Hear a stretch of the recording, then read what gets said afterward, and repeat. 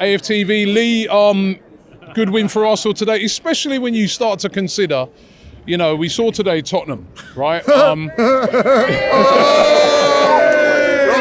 Well, as I'm saying, you saw Tottenham today. They're missing Van der Ven, they're missing Maddison, they're missing Romero. 3 points as well.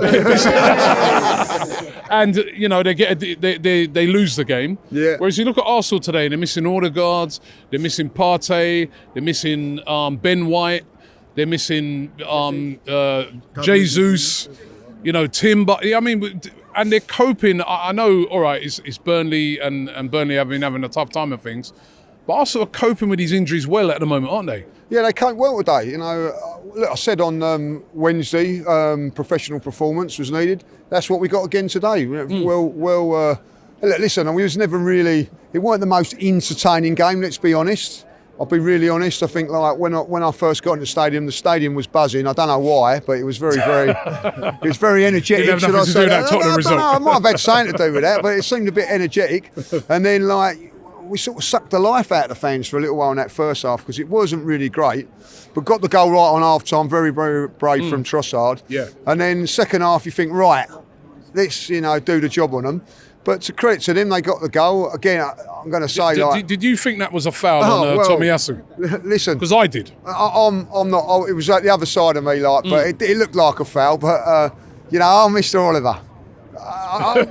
Instead of moaning and groaning about VAR, Arsenal as a football club should be saying, "Don't want him no more as a referee." He's just so one-sided, isn't he? He was giving fouls today and pushes all over the park, but when he's on VAR, he doesn't do it, does he? So, listen, the sending off also, you have to say, he couldn't wait. I'll tell you what, if he was in the cowboy days as a gunslinger, he'd have been the fastest on the draw the way he got that red card out. Unbelievable, that's the fastest, he gets the red card out, the fastest on record that was.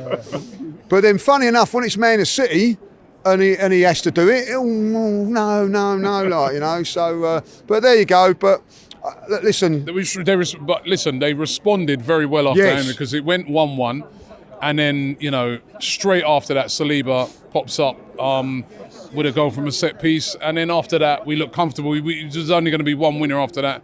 And a wonderful goal by Zinchenko. Yeah, what a finish! First of all, really, really, really pleased that we scored from a free kick. We haven't really looked dangerous in set pieces for the last one, but Trossard's delivery was fantastic for Saliba, who again was magnificent today. He made one mistake in the first half, which Raya made a very good save from. But other than that, immaculate as always. And then the Zinchenko goal, that weren't easy, was it? No, that was not an easy. He made it look really, really good. Yeah. And then it was a breeze. Then the sending off, and I've got to say I like the way we see out the game as well. We never really looked in danger after that. There weren't no panic stations, us panicking about anything like. So look, listen, it's what can you say?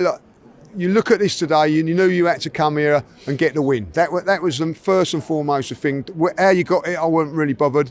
But we got that, and that was fantastic today. Yeah, fantastic. And like I said, a lot of players stepping up to the plate with these injuries, and one of those I think is a bit of an unsung hero in the team at the moment is Jorginho. He's really been stepping up well, hasn't he? He's done very, very well. I thought again today, technician.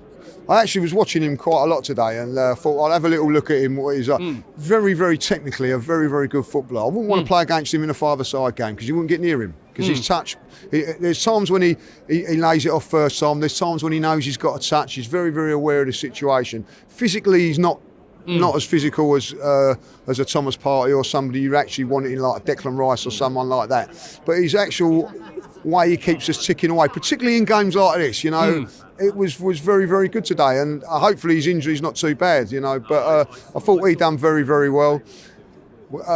Should we talk about Kai? Yeah, we could talk about Kai.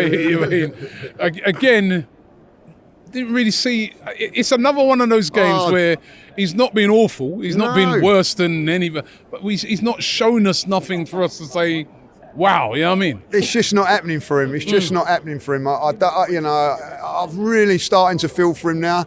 I didn't want him to come off today. I know that. I was surprised he came off because I didn't think he was particularly bad, but he was just sort of just drifting through the game, wasn't he? There was a couple of things today. I just look at him, and if he had confidence, he'd do a lot better. And he's just a player playing without confidence. I know that's silly to say, but it is. And plays the same. Nothing's happening for him as well. Nothing. He had a great shot. Yeah, that's going in. That was. It's going in, right, and the guy just blocks it. Yeah. But it's just not happening for him at this moment in time. But he's just got to keep battling away, and hopefully it'll turn for him. Whether it will or not, I don't know.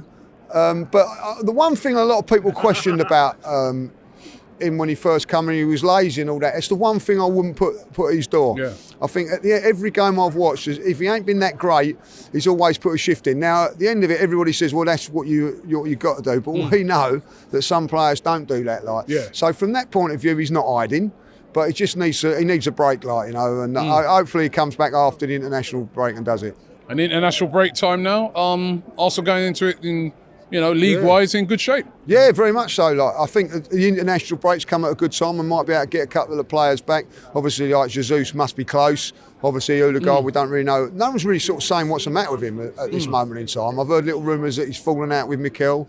I don't know if that's true, but hopefully it's not.